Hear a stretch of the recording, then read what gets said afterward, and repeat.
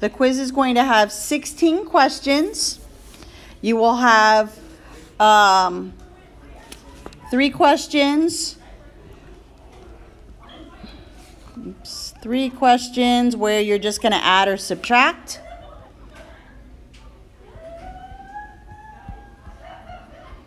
Then you're going to have 4 questions from the multiply and divide section.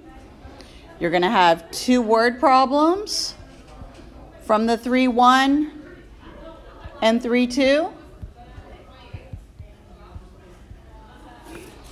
And then the rest of the quiz